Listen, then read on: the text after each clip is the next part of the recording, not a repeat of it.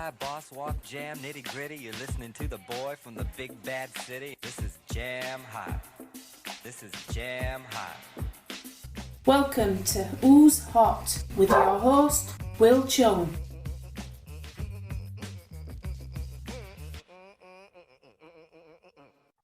Hello and welcome to the latest UKOCR Who's Hot podcast. My name is Wil Chung. I am the host and I am here, as always, with my two elite co-host races. We've got Becky Neal. Hi, Becky.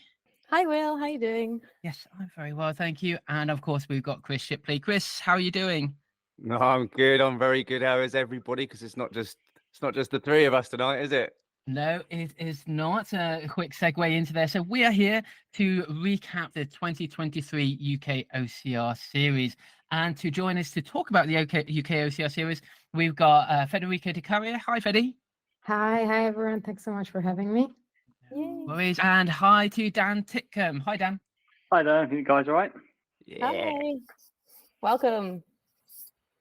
Great to have you all on. Thank you for joining us. As I'm sure everyone knows, Fedi and Dan, they're both respective champions of the UKOCR series. So we will start with them.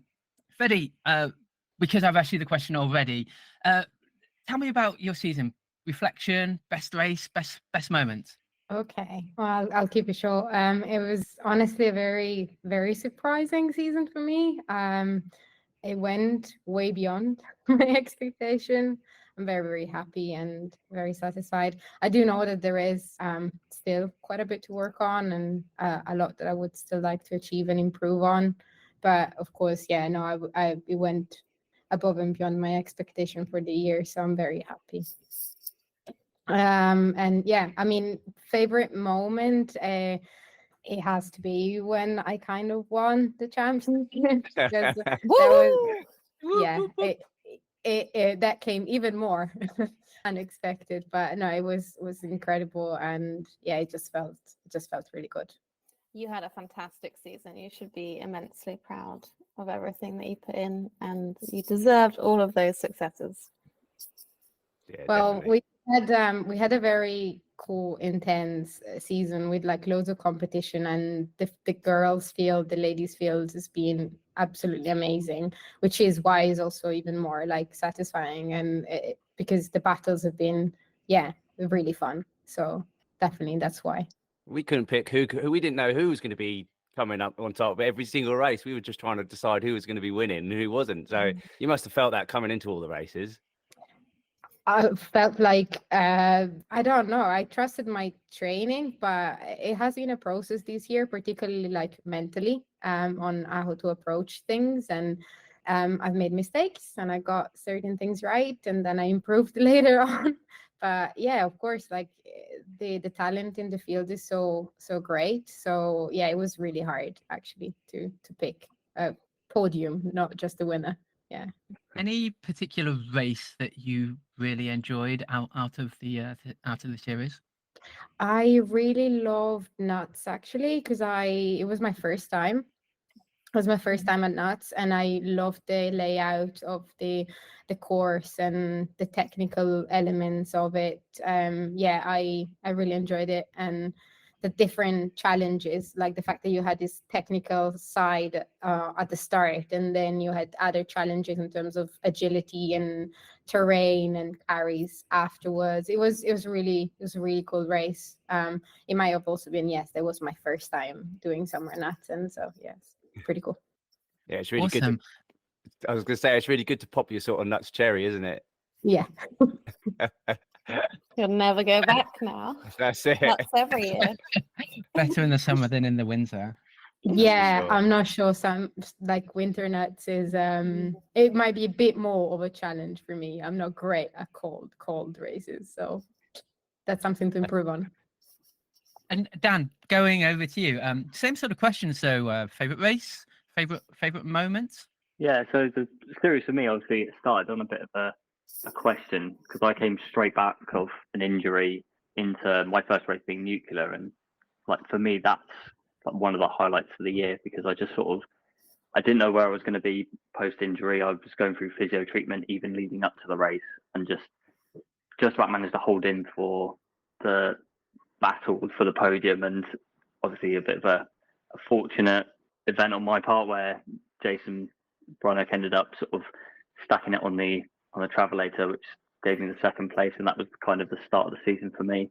And it's just like, as it's sort of gone on and on, it's sort of one of those of, it's kind of, I've had my ups and had the downs, and sort of done well at some races, done not so well at some others, and luckily it's all planned out that when it came down to the final race of the season for me at the British Champs, it was the do or die moment of, I need to win this to guarantee my spot. So that's kind of where I was at with the season, with the series this year. But yeah, favourite race definitely for me as part of the series was the British Champs. Like, it was just the culmination of all the training throughout the year into one stupidly early start of 7:30 in the morning, rolling up on the start line and just thinking, this is just questioning everything about why I do OCR and why everything sort of happens, and then coming out with a win after that. It was just, that was a great feeling. Everyone's just kind of listening intently. I can see lots of nodding and smiling. We'll come back to the British Champs because we've got a lot to talk about the British Champs. So we're going to go through the series, and I'm going to start. 'Cause I've done some research. I was listening to all of our podcasts over the past couple of nights, just to listen. Actually, to fall asleep. Well, no, that's when I listen to Accountability Corner. Great one. Nice one. No, I went back to all the picks, so I will remind you how well or how badly you did. I've also made a sort to see who actually has come out on top from the picks. I know that's what I've been doing with my time. But before we go through the series, when we did the preview, I asked you guys about some names who you think would do well through the season. So here are a few names, and then we'll start to go to first race. JC Lloyd, Andrea Berquez, Nikki Johnson, Federica de Caria, you was in there, of course, Lou Ferriman, Carrie Macquarie, Tamar Barkley, Libby Joyce, Kate Stillwell, Ellen Meekins, Pip Parry, Becky. You didn't name yourself, but we'll put you in there as well. We knew you'd come somewhere to the top.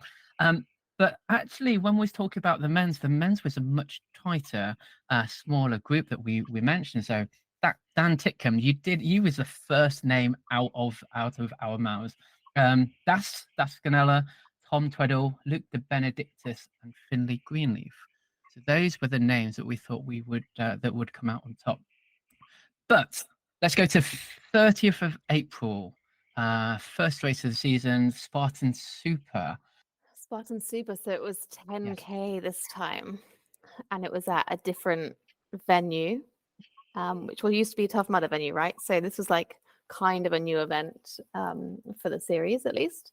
And it was like the first time that everyone really came together head to head. Like, we'd had a few other races that hadn't been in the series already, like Nuts for the Winter, but this was the one that was going to really like put everyone against each other head to head. And we actually had quite a big field, including in the elite women's, which was really cool to see. I think we had like definitely over 10 people. There was a few people running, of course, in age group as well, because they were looking at for positions in the age group series, and those people also ran elite in other races throughout the series. So we had that thing where we had to compare the times to give the overall points, and that did actually factor into the results of this as well. It was a very interesting one. I remember actually now Karen was on the podcast, was trying to get as much out of her in terms of the obstacles. Oh yeah. She didn't want to say anything, did she? She kept such a great poker face and just didn't say anything. So top three females: Rachel Decker, Andrea Berquez, Ellen Wells. And then in the top three men, we had Jason Brunnock, Morgan Maxwell, and Carl Bell. So they were interesting, and Carl Bell's name pops up a few more times. But in terms of the choices, Chris, you had Josie, Kate Stillwell, Fedi, and then Sam Castella, Jason Brunnock, tick, Morgan Maxwell, tick. Becky, you had Kate Stillwell, Josie, and Fedi, and then you also had Sam, Jason Brunnock, tick, and Carl Bell, tick. So already doing well, but it was interesting because it was a first race. There were some names that we started to talk about and didn't really appear for the rest of the season. And then on the other hand, there were other names that started to come up and then came and continued through the season. But we were kind of flying a little bit blind. Any particular Thoughts that you guys had, Fedi? It was a really cool race to start with, because it was I remember the field of ladies was absolutely stacked there. I had a bit of I do remember now. I had a bit of a moment. I think I slipped from one of the stools and proceeded to have to do the penalty for the monkey bars that I never really touched very much. Yeah, I yeah. smashed my back on the stool. Yeah, it was a bit unfortunate. Luckily, I got it out of the way the first race of the season. But no, it was a great battle, though. I remember running with Rachel, Andrew, and Ellen, and Josie was really, really close behind me as well. It was a very, very fast course. Really, really, really fun. Yeah, it was a good opportunity to sort of open up your legs for the first time, wasn't it? Or my back, Through the depends blue on bar. which- Oh, you missed that? She Eh? fell off the stool. It slipped because it was so wet because we can't reach the monkey bars. You have to jump off like Yeah. a metal stool. It Yeah. was they missed position. Like the monkey bars was very, very high, and I just I just didn't jump properly. Probably I got really affected because Andrea did the same thing. We all had a bit of a mishap at that race. Yeah, I think it spilled into the age group race as well, didn't it? We don't need to recover all of that. But do you Yeah. remember the barbed wire crawl on that? There's like 30 Oh, that meters was long uphill. really long. Yeah, and the bucket carry up the hill as well. I just remember those bits being Yeah. difficult, but the They running through the woodland was nice. They had the bucket carry after the Spear. sort of put it into one thing, didn't they? It was Yeah, really it good. was the first time that they put it all into one. There was like the bucket penalty for the spear throw into bucket carry. It was the Yeah. first time that they started combining But Karen obstacles. overtook me. Yeah, I remember. Chris? There was quite a lot. Yeah, a series of strength obstacles, wasn't there, down that valley? Yeah, sort of a real good gauntlet going on. Gauntlet. They always have that gauntlet down that valley. Before. Chris, any more thoughts about the men's race? Well, the men's race was horrible. I just remember being way at the back because it was such a fast race. You know, the guys at the front were just like bombing it. You had Jason, Morgan, Carl Bell, because Carl Bell, I mean, he didn't show up too much in the series, but those first sort of races where he sort of came down, we all knew how much of like a trail runner he was and his sort of pedigree that he had. And we was just like, you know, scared that he was just going to like lead the pack out, which it did go off in a real fast pace. And Dan, you've raced him before and you know how fast he is. I mean, it kind of like changes your game plan a bit because everyone knows they've got to run fast. Yeah, because because obviously he comes from a fell running background, so sort of the terrain that you get at Spartan is sort of the closest you get to the fell running, sort of the length of time that you spend going up on the hills and everything that they put on for, and it's his kind of course. And you really have to, when I raced him at Total Warrior, is that you just have to get yourself into a hurt locker and just keep your eyes on the back of him and just hope that you don't lose him. That was all I want. That was when I raced him. That's what I felt like. I literally was just like, do not lose sight of him. Do not lose sight of him. And luckily, I managed to catch him up through the obstacles because obviously being a fell runner, he's not that good on the obstacles. And I think that's where he also suffered on the Spartan race. Yeah, that's right. I mean, I think these fell runners don't realise how much of a demand the obstacles take out of you when you actually get to them. Especially strength ones. Yeah. I do think it was quite a standout race for Rachel Decker, though. And there was quite an exciting finish. I didn't see it in person because I was behind them. But Yeah, against Andrea, the rig. Yeah, it came down to the last Yeah. rig, and So she passed. She passed Yeah. under the rig. Yeah. So yeah, respect. Nice result. I hope to see Rachel back next season. I know that she's recovering, but she's a great racer. So I'd really Super love to see fast. her back in the battle. Yeah. Yeah, she was in the mix for the podium at the national championships too. Let's move on to Nuclear Races Challenge Cup, which was the next race. Morgan Maxwell, first place, Daniel Titcomb, second place, Jason Brunnock in third place, and in the females, Becky Neal. I've got a bit of a story about that, actually, remembering that. Becky Neal, Federica de Caria, and Lou Ferriman. Dan, before I get to you, we were talking, again, now I remember, we were talking in the preview about our picks, Becky, and let me bring my sheet back up because I can tell you who you picked. You had Fedi in first place, Tamar in second place, and Becky in third place. So you got two out of the three. But when we finished, you said, "Oh, I'm going for the win." And I remember just that glint in the eye and that smile about backing yourself. I thought, yes, that is the Becky that I know and love. So that, that was just kind of the off scene. And then when he came and won that, I thought, yes, got it. But sorry, Dan, over to you. How did your first race go? Yeah, so that was coming back from the injury where I was doing a normal sort of training up for the London Marathon and ended up tearing my soleus, which was not very comfortable. So I spent the beginning of the Spartan race hobbling around in the boot, which was quite entertaining.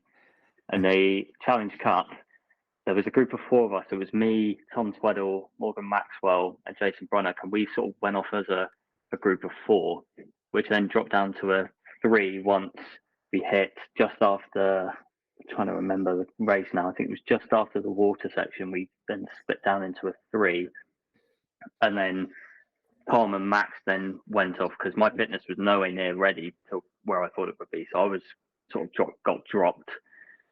Morgan and Tom went. They just absolutely just destroyed that course. And then once we got about 2 kilometers from the finish, I saw Tom Tweddle stood at the side of the course, and I was like, Tom, what's going on? And he just looked at him, and he was just cold. And I felt so sorry for him because he was doing so well in that race. And then I think that was him for the rest of the season. And then from that, it was just Morgan was just all over the obstacles, absolutely destroyed that race. And then Jason, he was on the obstacles. Both of us got a couple of penalties, but his fitness was just up there, mine wasn't. And then it just luckily came down to trying to chase him down at the travelator, and he slipped. I got up first time, and that's how I got second, and he ended up third. Love it. You always say, I remember you saying at the beginning of that race, "Oh, I'm just going to take it easy. I'm back from injury." And we was all thinking, "Oh, hang on a minute, it's Dan." And then off he goes, straight off at the start line, gone. The rest of us couldn't see him. It's funny. That cold number pain in the foot, hey? Yeah, that's what it was. It's a case of getting in the water and just trying to grizz myself through it, because I spent the next 2 days after the race hobbling around the house. Like I was on the borderline, I think, of doing the injury again, I think, on that race.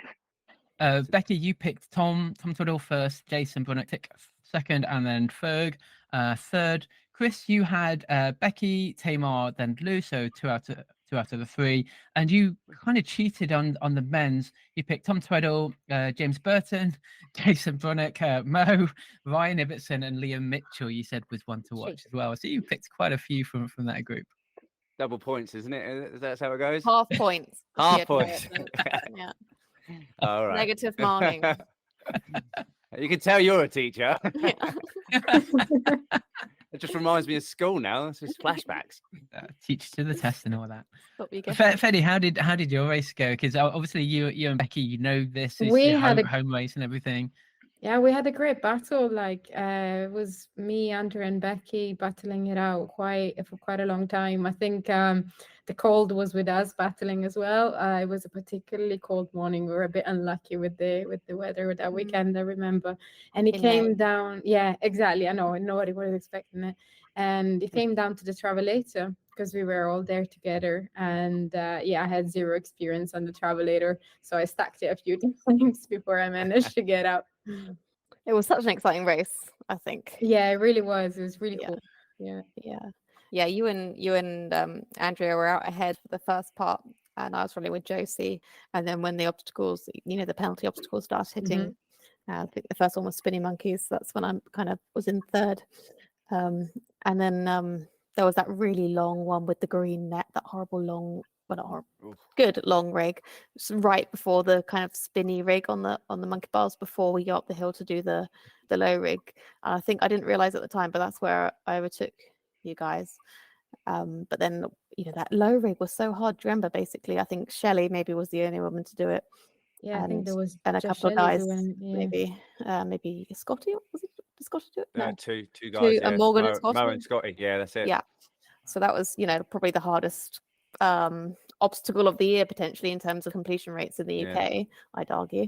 But then you hunted me down. I knew I had to run hard on the way back, and then we were all there at the travelator at the end, which was like stressful. It was hard to get out that. It was definitely faster than it was in the end of the year. Blackout.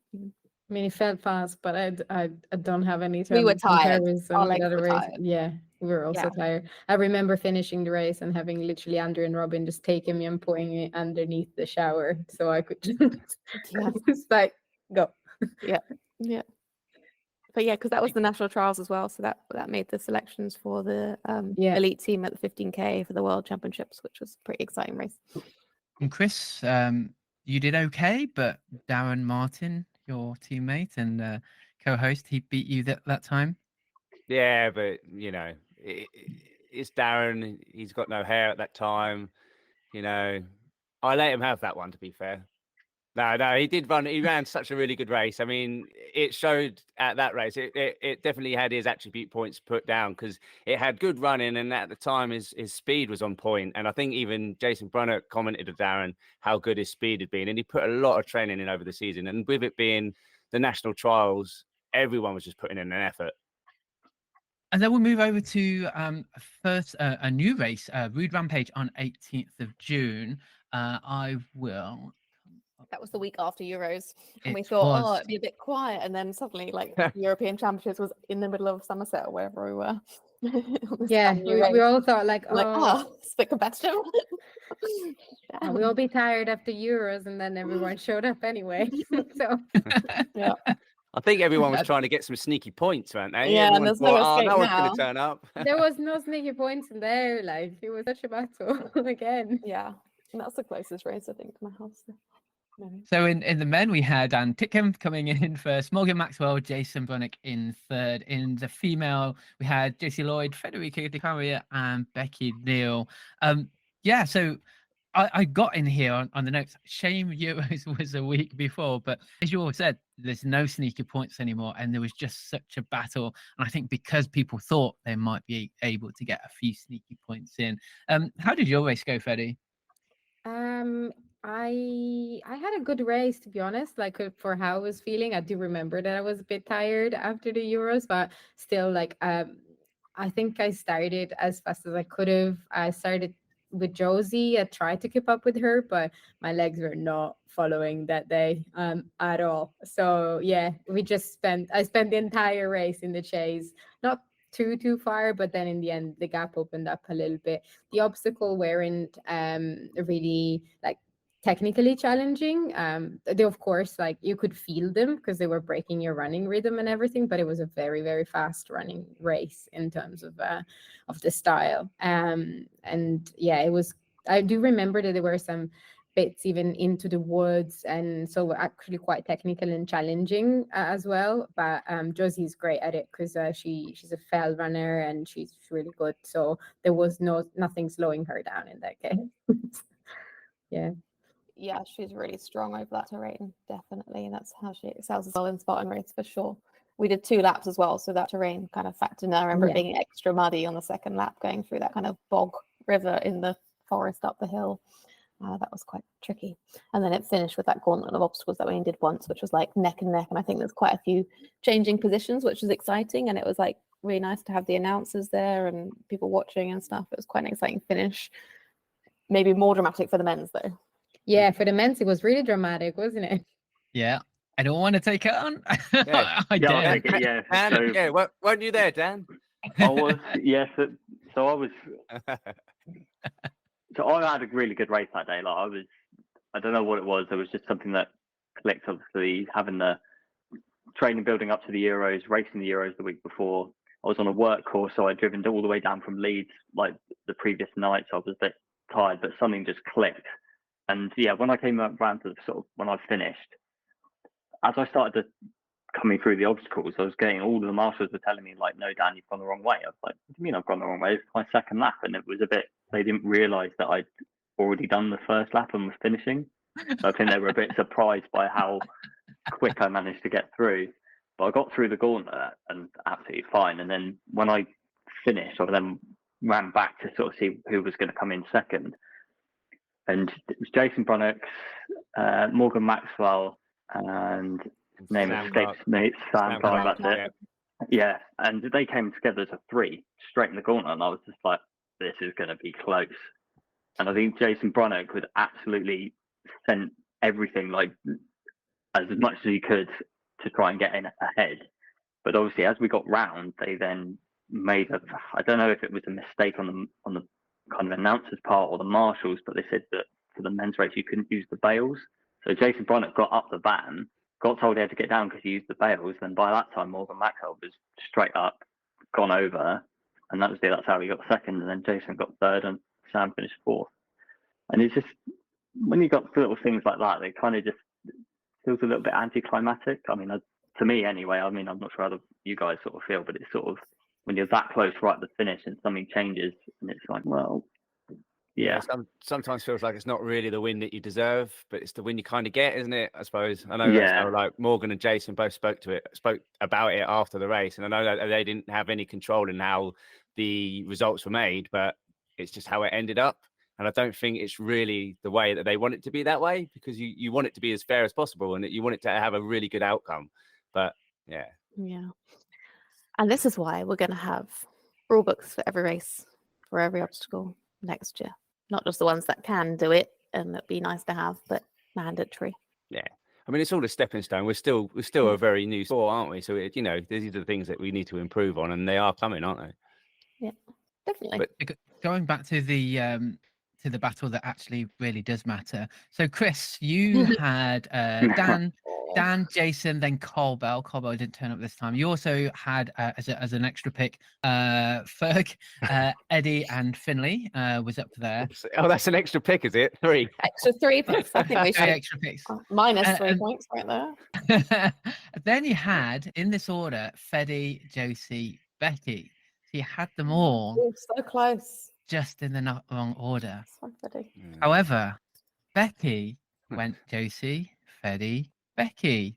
So she actually got all 3 and did the right order. Yeah, However, that's why I came third. I was going to go second. I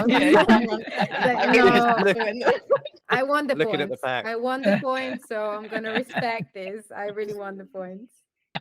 But that was I'm actually. so sorry, Chris. Yeah. You also did have Tamar and Andrea as additional picks as well, but you did say those 3 in that order. So well done. You then had Dan, Jason, and Carl as well in that. So I don't know if anyone is keeping score, but I think Becky's doing all right. We move up north to Yorkshire, Total Warrior, 1st of July. And I've lost my thing again. I always do because it always resets. So Smaller field, wasn't it? and another small field, but Dan Titcomb once again in first place. Gavin Hogarth made his first appearance in second place. Jason Brunnock in third place for the men. And in the female, we had Andrea Berquez, Josie Lloyd, and Federica de Caria. This was the same weekend as Spartan, wasn't it? Which is why it was slightly reduced field. Yeah, it was the day of, like, it was a Saturday, and then the Sunday there was another Spartan race as well. So yeah, it was the same weekend that they put it up. I think it might be my Different type of birthday. trifecta. No. You think? You didn't. Yeah, you didn't go for Or was some I at reason. work? I was either at work or at the birthday. Oh no, it was my parents' anniversary. It was a surprise party, which is why I didn't say. You it. were at Surprise wedding parents' party. anniversary. Yeah, 45 years. Congratulations, Jane David. Wow. Ah, congratulations. Congrats. Oh yeah, the wedding was another race. Sorry, Yeah, confused. yeah. Congrats to your parents. Carry on. Dan, and Dan, any thoughts on your race? Yeah, because I think it was a small field because I think it's the Spartan age group series, so that's they'll have a lot of athletes that were down there for that. And yeah, that was the race where we expected Cole to turn up, and when we stood on the start line, and I just didn't see him, we're like, oh, thank God!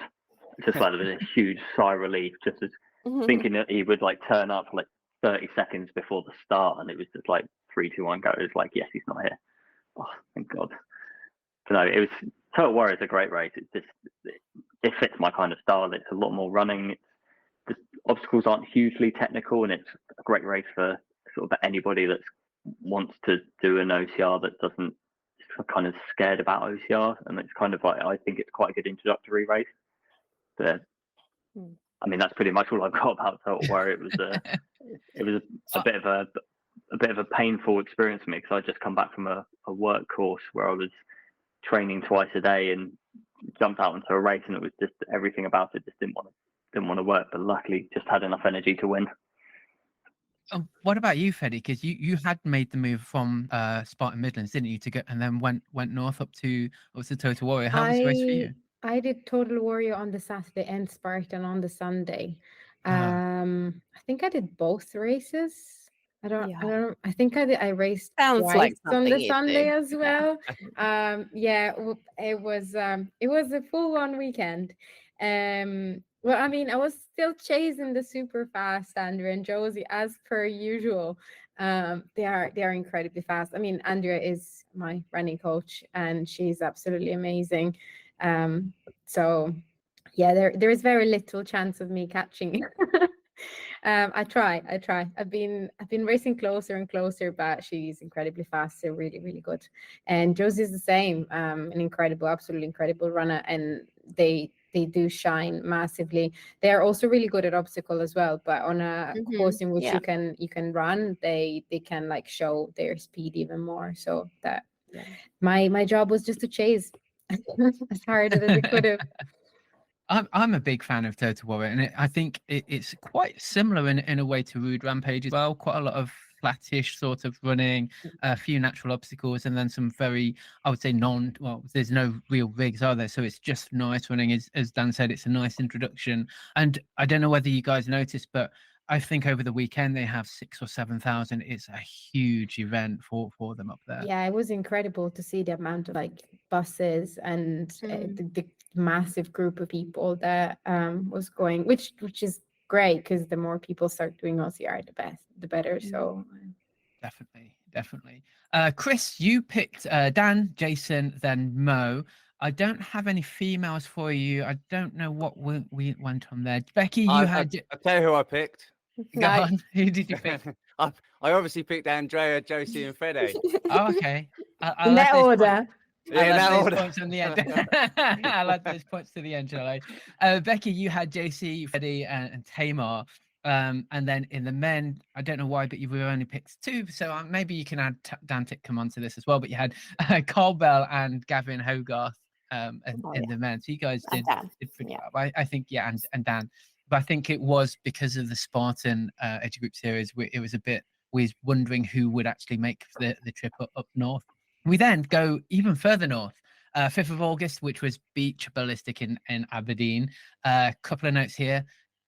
Don't forget there was the 10-minute penalty on the rig that we discussed quite a lot. Dan Titcomb, first place. Russell Walsh in second place. Gavin Hogarth in third place. Russell Walsh, of course, he was our guest presenter on the preview for the show as well. And for the females, we had Karen Macquarie, Sandy Powell, and Kate Stillwell. Dan, how was the race? Wet. I think we all stood at the start line for about 45 minutes because the race start got delayed and it just rained and just kept on raining. And then eventually when we did start, everyone was sort of doing sprints and jogs up and down on the start line, ready to go. The race was, pretty good. Chris, you were there at the race, weren't you? Yeah, I was there at the back again. Yeah. Just where I like to be. Yeah. I couldn't remember if you were there or not because you couldn't see me. Behind the back. But it's just because I think you made a comment about, I think it was sort of like how the start was and sort of the fact that if you're going to put a race on, then the timings kind of need to be strict a little bit.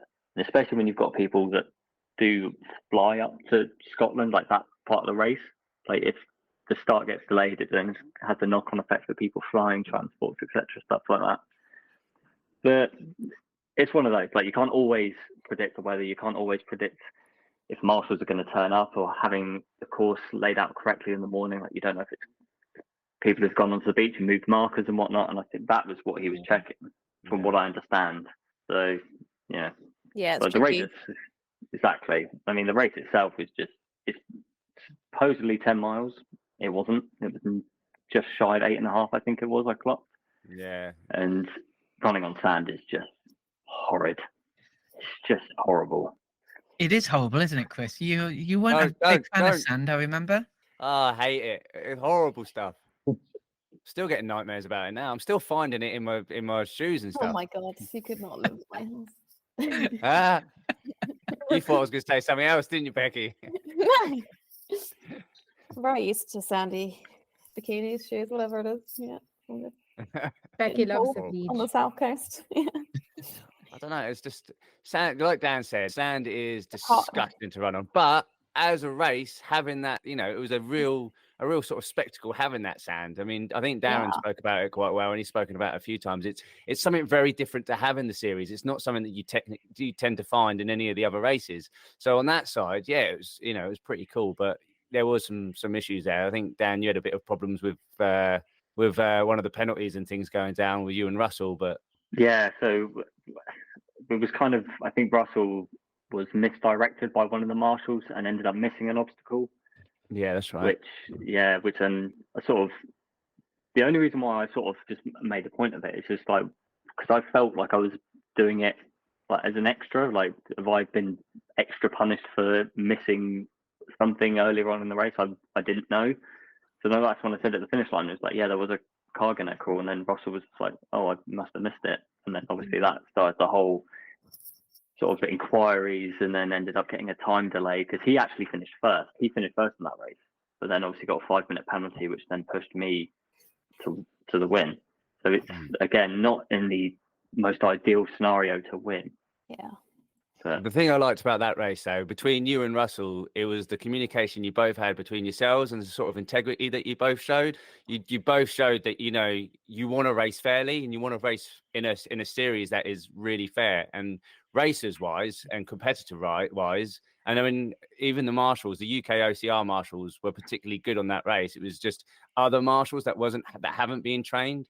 And it just shows that, there is the integrity there between the racers and the marshals. It's just that we need to get it a little bit better. Yeah, I'm glad you can see the value of the technical officials from British Obstacle Sports.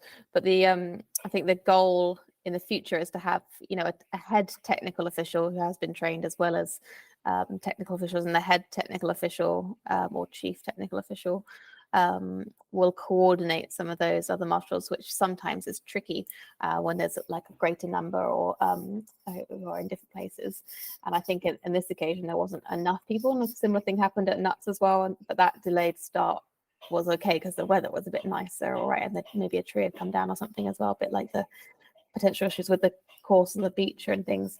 So if we have to find ways to kind of adapt and roll with it and try and predict what might happen or prevent it by having things in place, like what do you do if, like, when are the results finalized, what's the process, who do you talk to at the end, within what time frame, and those things like that. So there's definitely a lot to improve on. We've all learned some things, I think, this year. So I'm glad it was really kind of an eventful race in terms of like the course. I wasn't there like a hilly sandbag carry up a sand dune that was like heavier than Libby. It was horrible. Yeah, there's loads of sand. There was too much sand, if you ask me. But no, there was some really good carries, weren't there, Dan? yeah, so you had one that was on a flat open dune where the sand was really, really loose, and like your feet would sink into it. Like you could get absolutely no grip on it at all. And then there was one where you'd drop down into sort of a little sort of bowl, as you could describe, of between two sand dunes. You do a chain pull, like a hoist, and then you had to take the sandbags up probably the steepest part of this dune, and it must have been 30-40 meters, but it just took forever. Felt worse, didn't it? Yeah, it felt so much higher, just because you're just sinking and just losing traction and just falling over. I'll tell you, Finley really surprised me in that race. I mean, I was managing to follow him the whole race, and that was a real standout race for him. I think it just showed that his maturity as a racer is really coming through. I mean, you heard him on the podcast he did with Alan. Really shows that he's becoming a real adept athlete. Nice. And I think what you mentioned earlier about flying to the races, it works the other way around as well, when people from Scotland fly to all those races in the UKOCR series. And Karen and Sandy, based in Scotland, came number 1 too. So it's really nice to see all their training and everything rewarded there. And Kate came 3rd, and she's raced in Scotland quite a few times, because this was also part of the Scottish series, which is why that was kind of featured as well. So very exciting. Chris got a message from Russell for you, really. I've read it.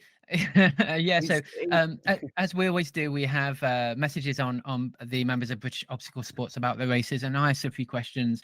So Russell Walsh, when Christopher Shipley, favourite moment when Christopher Shipley fancied his chances over the border and left with his tail in between his legs, blaming it on his fear of sand. Oh, On like a 9-hour drive home with Darren after he beat Yeah, you. who beat you? It's like, That's you a see proper that- burn there. if only a face could be made into a sound. Yeah. Well, we Russell's, recorded. Russell's getting it next year. I'm going to arm wrestle him every time I see him. Oh, not So more arm wrestles. in terms of picks, Russell Walsh, he backed himself, and then he had Chris, then Darren in that order. He then had Karen, Sandy. He didn't know any of the females, so Karen and Sandy, which he got in the right order too. Chris, you picked Russell, Darren, and Gavin. Then JC or Kate, Sandy, and Karen. You got it right, but just in the backwards order again.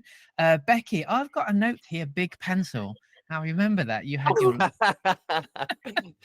There it is.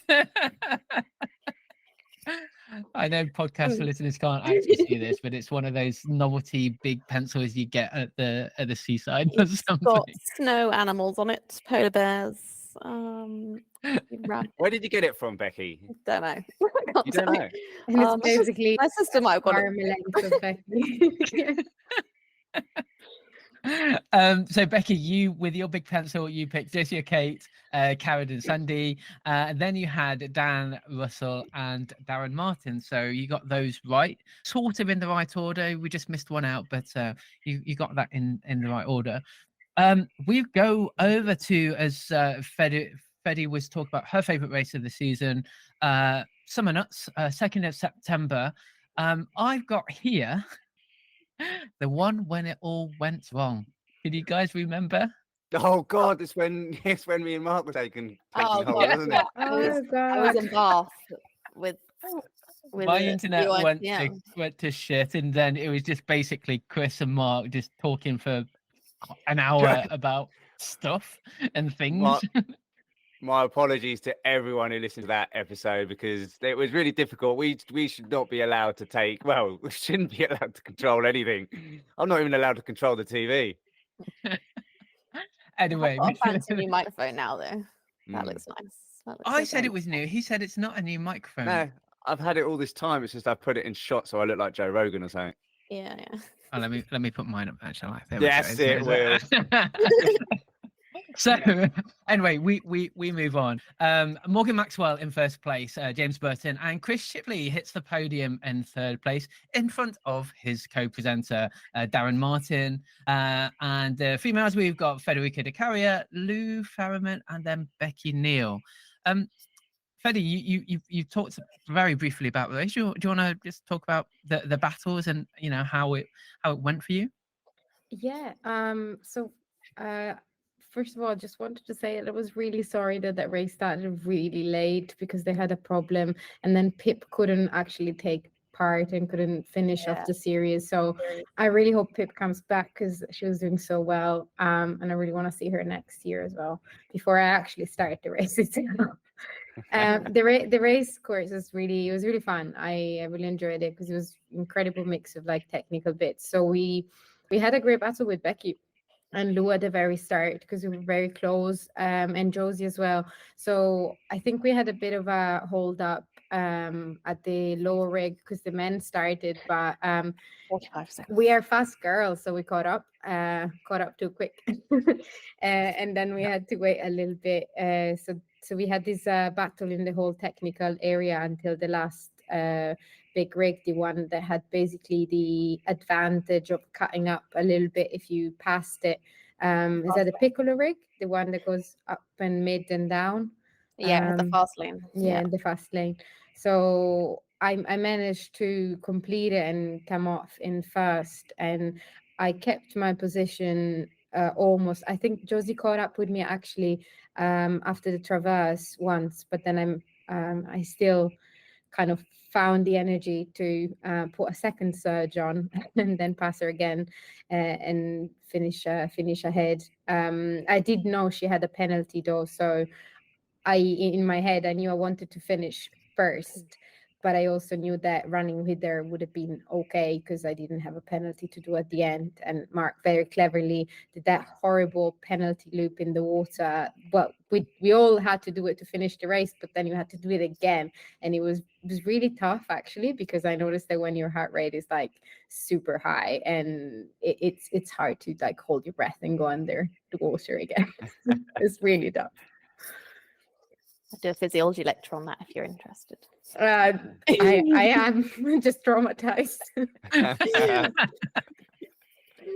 It was a really tactical race, like and what it came down to was who could execute it, like who was the best obstacles racer, and that was Fede on that day, and then Lou, because they were the two that completed that low rig, and you both used that figure of 4 technique. I wasn't successful on that rig, even though the other ones were all fine, so I did the penalty at that point and then lost touch with the race. But then Shy came through. This is when she really kind of burst onto the scene. We'd seen her at a few other events, including by this point the OCR games had happened, Euros had happened, but it was kind of a breakout race for her, I'd say, as well. Even as she ended up, I think, in Fourth. No, Sorry, Josie was fourth. fifth. She was 6th, I think, in the end, because Karen did her on the line. Karen's outstretched her on the line. Yeah, Karen was kind of 5th. fell apart towards the end of the race. But Shy completed that rig as well, which was really kind of a good move because then we were running together. But it was quite tactical because it depended on whether you did, like I did that penalty at that point and didn't do a penalty at the end, which was quite different from doing a penalty at the end, like Josie did. And yeah, I mean, yeah, because it does help running with people, like being able to keep running with people pushes you very much. It's definitely something I've noticed racing throughout the season. When I lose touch with the competitor, it's really hard to just push alone. And we did manage, because it started over the hay bales. After we'd waited an hour, we were all keen to get out and go. But when we had to start by going literally over those hay bales, we did manage to get a separate start for the women's. But yeah, like you say, Fede, it was too close. We'd caught up with them by the time we got out the field, and then to wait for 45 seconds to get on the rig. So it was, we learned some things, and we actually managed to then push the start for then the next and final race in the series and have a larger gap so that there wasn't so much impact. So it's good that things kind of move forwards. But this was a really competitive race all over. Laura Hayward, Tamar, Libby, Shy, Karen. After Karen had won the race before, and then where she positioned in this race and where Josie positioned actually had a big impact on like standings going into the final race of the series. Because Karen had just got a first. Me and Josie, she'd been beating me on a few, and I'd beaten Karen at Nuts in the winter, but that wasn't in the series. So it was actually like quite important, and it came down to like really close positions between us 3 in the series. Yeah, it was exciting, wasn't it? It was really exciting with the picks because of everything going wrong. Mark was probably the only one that pulled out some picks. He got Mo, Das, and James, and then he picked Becky, Fede, and Lou. So I think pretty much the top 3 just in the wrong order. We're going to go straight on to the national champions, and then I'm going to take a break.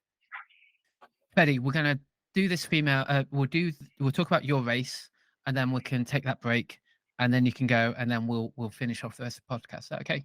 Cool. She's going to go get faster. Yeah. So we're going to move on. So we're going to move on to the British OCR Championships. We've got the female, so the top 3: Federica de Caria, Ellen Wells, and Karen McQuarrie. And then in the men, we had Dan Titcomb, Jason Brunnock, and Russell Walsh. Fede, let's talk about your race. The race. I think it was incredible. Like the field, like all the ladies there, it's absolutely incredible. The start was very fast from what I remember, and I was Becky, Lou, Josie, and Rachel. I think we were all very close, pretty much coming into the first section. And I remember that probably the first element that started kind of making some difference was the Taurus rig. Because of the early start, actually, the obstacle was still a bit dewy and it was a bit wet. So for the lady, they actually made a big difference. And that's when we started seeing the first few mistakes, unfortunately, for us. I found myself, and Ellen, of course, getting, Ellen, yeah, I was just, it's still a bit fuzzy. And I found myself after the Taurus rig actually running with Becky and Ellen for like the bucket carry. That's when I managed to, I think, break away a little bit with Ellen. And I basically spent the rest of the race just back and forth with Ellen pretty much until the last few kilometers, probably like about 7-8K I managed to break away. But it was incredible because she pushed me so hard, and it was great to actually like race together. Ellen is incredibly efficient on the obstacle and a really good runner as well, so we were really, really well matched. I just really wanted it on that day, and I managed to find something, I guess, at 8K. how high was your heart rate? Nobody wants to know. I'm very famous, Becky knows, for my very high heart rate races. I can average a 180 pretty easy throughout. And that's why she laughs at me. But yeah, it was a close race with Ellen, to be honest. I honestly I had a good day. I just managed to find something at the end and just pull away a little bit. But I could never just take a massive like, oh yeah, this is a very relaxing last obstacle gauntlet, because there was a massive obstacle gauntlet at the end that I still had to push through. But I knew somehow that I had it on that day for the first time ever. Nice. So yeah. Cool. I love it when it comes together. And It was a bit confidence magical for once, but I didn't really know. It was still like when I crossed the line, for me it was just like, oh my God, did it really happen? Yeah, it took a little bit to sink in, to be honest, because of the incredible field, and the girls came fast and furious after me. So such a cool achievement. Well done. Yeah. Yeah. Just shows that your season was really good, because you trained consistently the whole year, and then when you have something come together like that for like a series win at the end of a year, it just shows that the consistent training does pay off. Mm-hmm. Yeah, it's great. It's great to see, and of course, but I do know that, you know, all the other girls train really, really hard too. So it's nothing is very much given. It's just yeah, it was amazing. But I do know that there is more work to do. Oh yeah, target on your back now. Big one. Yeah, big target on your back now. Double national championship, I'll have you know. 3K and 12K. I just had 2 good Never days. been achieved before in the history of the sport in the UK. You're the only person to have ever done that. Oh wow, I did not know that. Thanks. Thanks, Fedi. If you need to go, then we'll let you go now. Thanks so much. And I'm not going to track. I No, you're removed in the track. office. I still at the office. Yeah, my filming took ages. I'll let you progress, and I'm not going to diverge very much, but I'll try to fit in a tiny, teeny run. So maybe next year I'll come back again. Thanks so much, guys. See you later, Thank Fedi. you. Have a great one. See ya. Bye bye. Have a good Christmas. Bye, Betty. Bye, guys. Chris, how did your race go at Nuts? It wasn't too bad. I mean, there was a pretty big battle going for the whole race. I started quite far off at the back, so I had to push quite hard to get in the mixed. And it wasn't until the sort of obstacle gauntlet going on the first one that I sort of got back. And I think me, Dan and Mo, we had a bit of a battle going on, didn't we, Dan? And you was just running. I think this is the only race in the series where I'll ever get the chance to overtake you. Yeah, because I made a very silly mistake on a rig, trying to think that I can muscle my way through a low rig, which is about 1.5 feet off the floor. Because as you can, so I ended up taking a penalty on the Piccolo rig. And actually, as I came off the ropes, you kicked me in the face, Chris, which I thought was quite. No, I didn't. No, Yeah, I didn't. Got it on video. It's fine. You probably deserved it, to be fair. Yeah, probably. But yeah, so in the very famous words of the podcast of everything that goes wrong, everything went wrong for me in that race. I don't know what I was doing. I was just all over the shop, and it just ended up as taking a penalty and something very, very stupid, and then obviously going from first to fifth, completing the penalty loop. But it's just one of those. You always end up with good races, and sometimes you end up with bad races, and you've just got to learn from the mistakes and just build on it. And then, luckily, I did build on it leading into the British Champs. But that's pretty much my nuts race. I don't know. You still came running past me again at some. Where was we? We were just coming into that field with the which is like the cornfield, isn't it? And you overtook me like it was nothing, just cruising by, and I was like, oh no. I've got to try and keep up. I tried keeping that pace for a little bit, but you're just too fast. But it's nuts. Is that really good race just to show, that a 15-minute 5K can be slowed down by the obstacles sometimes. And it for people like myself, it's really nice to have that, because I am not a 15-minute 5K. It's not easy to keep those sort of speeds. So it's nice to get in the battle with someone of your sort of pedigree at that speed. Mm-hmm. It's a lot of agility, isn't it? I think Gavin might have hurt his ankle again then, and it's definitely an ankle dodgy one. Yeah. And so much like my body feels like it's going to explode afterwards, just like from crawling out of things and clambering through and over stuff. It just hurts a bit. It's a great race, though. Nuts is like that, isn't it? It's just like British. You just there's nothing like it in the UK where you just finish the race, and no matter how you do any of the obstacles, everything just hurts. Yeah, from and that's why crawling, climbing, and just getting battered. Respect for people doing more than one lap as well. Like, it really hurts. 100%. Done 3, but yeah, but at speed again, it's another beast. Dan, why don't we talk about your race at the British Championships? Yeah, so the British Champs was, as I said at the start of this, it was a very, very early start. I think I pulled up into the car park at 6:30 in the morning, which is, for me, unheard of. Like, I do not like getting up in the morning. And I'm sure that somebody that's listening to this podcast is also going to vouch for that I don't like getting up in the morning. And yeah, it was the one. Like, Morgan, obviously, if he won the race, he won the series after winning at Nuts. So it was like it had to be that race. Like, there was nothing that I wanted to make sure that I know when I finished that everything was spent on that course. Like, I'd done everything that I possibly could to win that race. And it started off very quick, and even coming up to the first set of walls and then the under, over and through, and it was, I think, me, Jason and Morgan, I think we must have clocked about a 5:30 mile at that point. Like, even in that first mile, just before the barbed wire crawl, like, it was so quick. And then James Burton, absolutely out of nowhere, flew through that barbed wire crawl, just absolutely annihilated, and he's good at them, isn't he? He's good at those silly things, like space it's so annoying, isn't it? Yeah. Yeah, and he put must have been about 10 seconds on me at that point.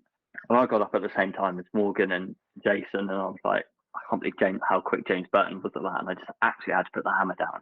A little bit of the trail section, and then it sort of came back up. I think it was then into the Taurus Reg, I think was after that little bit of trail.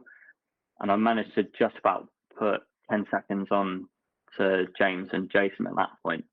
And then from there, it was just head down in the hurt locker and just attack everything immediately, and just really push the pace on the hills, try and maintain what I can on the flats, and then just keep one eye over on my shoulder just to see who was coming over, and ensuring that I didn't make any mistakes. That was kind of the big thing, is because the one mistake on a Spartan race, and that's you minute and a half penalty, and you're down 3 or 4 places, and it's hard to get back on those courses. Yeah, especially that one. Penalties were really good at that race. If you did make a mistake, it really did cost you. Yeah, and that's what 100% is what you need at the races. Is that not so much that if you take a penalty, it's going to absolutely like wipe you out of any chances. Yeah, because that's what it was. Is if you failed, it's 30 burpees, and that's like, that's your race is over. Whereas now the penalties they've got coming in are difficult, but if you really got the pace and you really drive yourself through the rest of the race, you can make it back. And it's just that, it's fine tuning that little sort of gap of where a penalty is useful, but then it doesn't hinder you too much. And I think at that race, from what I've heard, they got it absolutely spot on. Yeah, 100%.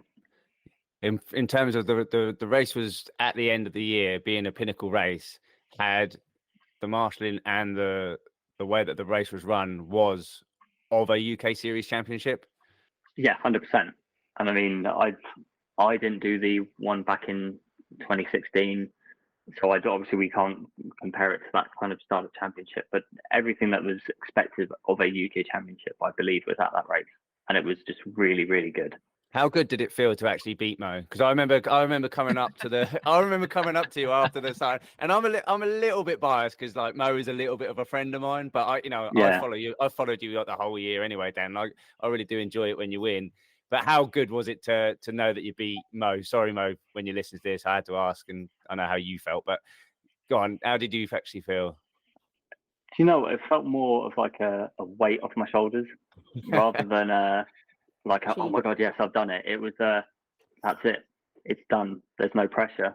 Like that's the series finished. Like it was just, when I came through to the chain carry, and then I knew that you had obviously the slip ball and then the rig, and like the Spartan rigs aren't, like they're not anything that you'd find at like sort of the FISO world. Like they're quite easily doable for most trained competitive racers. And when you're coming up to something like that with, I think I had about 45 seconds or a gap on Jason, I was like, that's it, done. The weight's gone. There's no pressure. Like it's really hard to describe, but it was, yeah, I was at the start of the race when we all set off as a group, and I was there just constantly keeping an eye on him, like, where's Mo? Where's Mo? Where's Mo? But then as the race sort of got on, it was, the pressure started sort of going, and it was a case of just do me, just get in the race, get in the mode, just crack on, do the obstacle, run hard to the next one, do it, run hard to the next one, and just repeat. Oh, I know Mo's going to hate this because he hates the fact that you're such a nice guy about it. So he's going to be really annoyed. He's going to be dreaming about you. Yeah. You've got to be like, obviously I don't know if they listen to this or not, so I'm going to say it anyway, but like a lot of American athletes are very much just like, yeah, look at me, I win everything. You're like, there's no need. Like it just makes you look like an idiot. Like just be a bit more courteous. Yeah. Like both you and Fede have been very humble today, and you've earned these titles. But I think you do need to have confidence and believe in yourself. And you saying that you felt relieved shows that you do actually believe that you should or can or deserve to win. And that is important because it means you race in that sense. And I think it actually makes you better obstacles as well, to have that confidence and belief in yourself. So it's a fine balance, but it seems to be working. So good job. Absolutely. We also, of course, as part of the British Championships, we had the adaptive wave. We had Jamie Gain in first place, Jan Tunneman second place, Dylan Darby in third place, and Max Haddock in fourth place. That was our very first competitive OCR way for adaptive athletes in the UK. We also, of course, had the Masters Championships, the Elite Masters, where we had James Burton in first place, Dasa Scanella in second place, Ryan Ibbotson in third place, and in the females we had Lou Ferriman, Tamar Barkley, and Sandy Powell. So congratulations to all of them. I'm going to move on just to the overall, if that's okay, guys, and we'll just talk about the overall standings, and then we'll move over to how your kind of league went, series went, Chris and Becky, and as well as some feedback, and then I know we've got some exciting news. So in terms of the overall standards, I'm going to go top 5 here.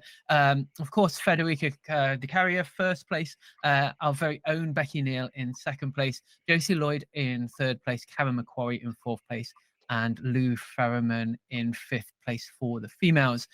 For the males, we had Dan Titcomb in first, Morgan Maxwell in second, Jason Brunnock in third, Fergal Keeney in fourth, and Darren Martin in fifth place. Chris, you're a bit further down, but hey, that's where I like to be, Will. Strongest member of the team, holding everyone up, right? I'm too busy podcasting, can't train. I know. What team are you going to be representing in 2024? 2024, I will be representing Rumble. So hopefully We can knock them pesky nuclear phoenix people off the top. Never. just well, come to the UKOCR Awards and watch us collect our trophy for the second undefeated. Oh my God! Shots fired. Where's that humbleness gone? Dr. Obnoxious today. I asked on the members of British Obstacle Sports Facebook group just a few questions about how their season went. I'm going to go to them first, and then Becky, Chris, I'll come back to you for a few thoughts and a few words. First of all, we've got Darren Martin. Best thing about the UK OCR series is it brings together the very best athletes in the UK. Every race has a great selection of athletes where you had to perform your best. At no point were there easy points to be had. It was a great battle throughout. I had my best season yet in OCR and felt competitive in the races that suited me, Challenge Cup and the nuts. This was down to the technical nature of the race. With one more technical race, I could have inched closer to the top 3, but that's for me to work on the weaknesses and come back stronger. Get those attribute points in, Darren. To make the series grow, we now have to look at the coverage of the races, the spectatability. Is that a word, Darren? You're a podcast host, you should know this. And the reward that they offer. Some races never had podiums or reward, and this really needs to be a focus to attract more competitors into the sport of OCR. Possibly got a point. That's probably something for another day. Tim Krangle. After only having ever done open races in the past, I hope to finally do age group this year. Suffered an injury which kept me off my feet from January until May. Few races then done, including Tough Mudder Scotland at Beach Ballistic, and started training with the FBF guys, Fit Body Farm guys in June as well. Had another health scare at the end of August, so started volunteering with British Obstacle Sports to stay involved and doing technical official at Junior Champs and 3K Champs. The FOMO was too much to handle. Met some wonderful people and able to increase my training recently, which has only encouraged me to finally do age group next season. Yes, all my OCR moments this year are memorable, as without them, 2023 was a year to forget. So thanks to everyone. Sam Gascoigne, season went better than initially thought. Huge improvements seen in fitness and abilities, and then achieving 50k at ETM and competing age group for the first time at Spartan Southwest Beast. Highlight is probably being announced as Tough Mudder's mental grit winner this year. Being recognised and nominated for my journey was very humbling and totally unexpected. Well done there, Sam. Sandy Powell. Love my 2023 OCR. Shaky start, feeling real ill at Winter Nuts, but one of my top moments was managing back out a third lap, supporting my teammate on her fourth. Great event. Lesson learned. Don't hand your chip in. You never know what your body's capable of. We all know that. And in brackets, we should wear more clothes. Favorite race, hard to pick. Didn't expect to enjoy or win Tough Mudder Infinity. I saw her there. I was doing some laps with her as much as I did, and defo going for more ultras next year. Getting across the last rig at Beach Ballistic and unexpectedly hearing my teen daughter shouting support, then being told I jumped to second and won the Scottish series was pretty memorable. Lottie Welford, first time doing ETM and absolutely loved it. My first time being on the endurance leaderboard for Tough Mudder. Well done, Lottie. Liam Morrow, first year of OCR for me and had some success. British 12k third, British 3k first. Loads to work on over the off season and ready for next year. OCR has been a massive help to me this year in finding myself again. Ruth Battersea, 2023 was my first full year of competitive races. I never had ran a marathon before Europe's Toughest Mudder and came home with silver medal after completing 60k. Personally, that plus winning the Nuclear Oblivion Trophy, the Born Survivor Elite Race, and the Spartan Ultra in age group, it was a great year. Can't wait to see you at the UK OCR series next year. Ruth, Dilshawn, finally, my 2023 season, in short, best season so far. Learned so much about myself, strengths and weaknesses highlighted, giving me focus for training for 2024. Highlight for me was my first ever competitive race at the British Champs in October. It was a step up for me and I enjoyed it more than I ever imagined it would. And we also have a voicemail from Gary Andrews. 2023 has by far been my most favourite season. It's been so much fun. I absolutely loved Gelt Gladiator. It was a proper stripped back to basics race. That was really fun. Worlds, I went out there wanting to beat what I did last year, And I did. I got 75 miles, which was amazing. And that lead up, loads of support, was just amazing. And I can't thank so many people: Leanne, Michelle Carney, Matt Briscoe, Andy and Janine West, so many people. And it just shows you OCR World is just such an amazing community, and it's all them moments that make a season. Yeah, can't wait till next year. Brilliant. Thanks, guys. Thanks, everyone, for their feedback and response to how their season went. Becky, how did your season go? Well, yeah, I mean, it's so nice to hear about everyone else's. Don't get to see those all the time, so it's really nice to hear about all those accomplishments in everyone else's lives. Congratulations, everybody. My series, I guess I'm pleased with my finish, an improvement on last year, and I think my proudest moment is probably winning nuclear. I did feel like I earned that one, and it was a hard battle, and I kind of ended up on the right side of it. I've been not unlucky, but I've not executed it when I needed to in other races this year, so I was proud of doing it at that time. So I think that was like my proudest moment, and it was in the national trials as well. But ultimately, my goals for this year were international races, and so I'm really pleased for those, because I ended up doing what I wanted to do. I think everything's going to evolve so much more into the next year. I will try and do more races, I reckon, in the series. I didn't get to do all of them, but I managed to do 4, I think, this year. But quite a range of results, I think, from 1st to 8th. So there's I think quite a few people had that as well, to be honest. So you can really see the variation in the series of races that are included, and the different strengths and weaknesses, and the depth of the field, which is cool. So I think really proud of Nuclear Challenge Cup. It's no secret that I like that race, and especially when you win, it's nice. And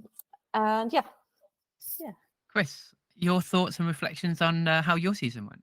I mean, like Becky, it was a great season, and it's actually just been really, really nice being part, and a bigger part of it, being in the podcast and going to all the races and seeing everyone. Everyone's a lot more chatty towards me, because they seem to think that they know me a little bit more.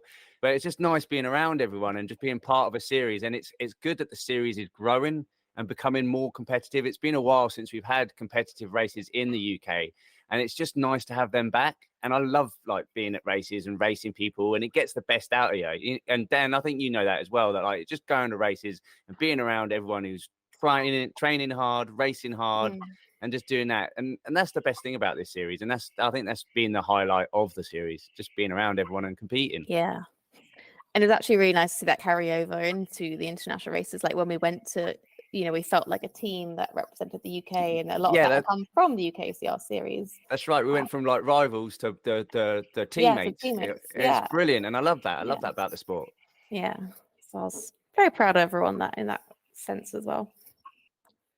Thanks, guys. So as we've already mentioned, if you want to see Becky pick up another trophy, we do have the UKOCR Awards next March. It's 16th of March 2024, going to be based in Essex. We're going to have a fun race before that, part of Nuclear Wild Forest, but it's going to be there. Tickets are £60 going to be at Mulberry House over in Ongar, which is kind of near Brentwood Way, very close to Nuclear Race's secret nuclear bunker. So that really brings a close to 2023 UKOCR series. But of course, we've got 2024 coming up. And Becky, you've got a bit of exciting info for us about the 2024 series? Yeah, I mean, definitely check out the website, British Autosport's website, for details on the UKOCR series. It's got all the races that have been released so far for 2024, which is Tartamore 8K, Born Survivor 10K, Nuclear Races Challenge Cup 12K, British OCR Championships 12K, Rude Rampage 9 miles, and Spartan Race Southwest Sprint 5K. And then September and October are to be announced still. But essentially all of those races are licensed, which means you can expect a certain quality and standard and all the other things that go on in the background. They're going to offer an adaptive athlete category within the races that are in next year. And then we're going to try and kind of encourage the growth of that area a lot more. I'm really pleased that was, we had a good start with the national championships this year, but we should be able to kind of encourage that as much as possible with these other races part of the series. That's sort of a desired thing, I suppose. We're still figuring out exactly how to implement that in some of the races with the race directors. So if you have any advice on that, it'd be really great to kind of hear more. But it's going to be, single wave starts. Gun time will be used. These are all things that the races have agreed to. And then there'll be like chip time results, split into gender and age group, time and position, all those things as well. There's also going to be prize money. Cha-ching. It's exciting. So that's something to kind of work towards. We'll, announce the amounts later on. But that is definitely going to be an exciting kind of addition to the whole series. Like I mentioned earlier, there's going to be the rule books available, aiming for at least 1 week prior to the race. So British Obstacle Sports will help with the production of those. So as you've kind of come to see with some of the races already, that standard format that we've been using, we're going to be using that, as well as having, appointing a head official or chief technical official for each race, someone who's been through, the training with British Obstacle Sports and everything. But there'll probably be at least 10 other technical officials at each of these races as well. And yes, having some kind of penalty system that matches our rule book. So that might be a multi-band system or having penalties at obstacles. So it is definitely a challenge to kind of get that the same across all the different events, because of first and foremost, these are events that belong to the race directors. Commercial events, these aren't kind of championship events. And actually for the UK championships this year, we didn't use the 3-band system and it worked out pretty decent. I think that was a really unique event. That was kind of a merger between Spartan and other people helping out. And yeah, I think there's going to be a lot more people in it. Obviously we've reached our membership target and making our application as British Obstacle Sports, but of course Ian and Alan from UKOCR are the drivers behind this series in the first place. And it's been so popular that now there's other series as well. So there's the Scottish series, which was successful this year and will be repeating in 2024. And now there's the addition of the endurance series for events longer than a marathon, ultra. And I think, separately to that, there'll be another shorter series as well, which is kind of being run by some other friends of the community. Yeah, it's growing, isn't it? We've done this podcast now a couple of seasons, and the community growing, the competitive community is growing. It's absolutely fantastic. Guys, thank you very much. As Becky's already mentioned, we're going to be back in 2024. The very first race is on the 24th of March. It is Tartan Warrior 8K up in Ayrshire. That's only a week after the award, so you're going from one end of the country to the other.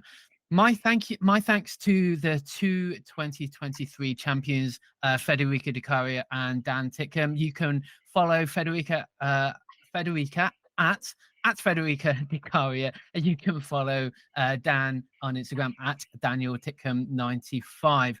As always, it's been a pleasure with both of my OCR elite guests. We've got Becky Neal at The Runner Bean UK and Chris Shipley at Obstacle Race Dude.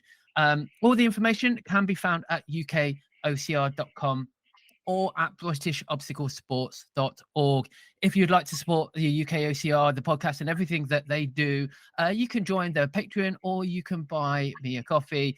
If nothing else, you should be following along on all of the socials. So that's it. That's a wrap for 2023, and we will see you in 2024. It's goodbye from me and goodbye from the team. Bye. Bye. Bye. See you later, everyone. Bye. Oh, and by the way, Becky 21, Chris 17. Yeah. Next year, Becky. Next year. All right.